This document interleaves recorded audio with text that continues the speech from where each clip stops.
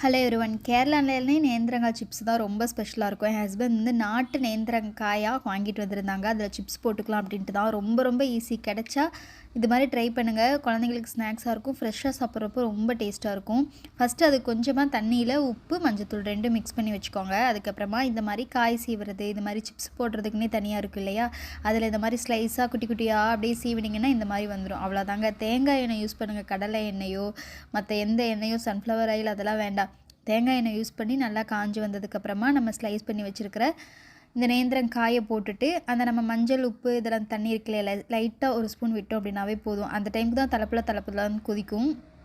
அதுக்கப்புறமா அது அப்படியே அந்த இதெல்லாம் அடங்கிடும். நமக்கு மேலே தெரிச்சிடும் அப்படிலாம் கிடையாது. கலர் அப்படியே லைட்டாக எல்லோ கலரில் மாறி வந்திருக்கும்.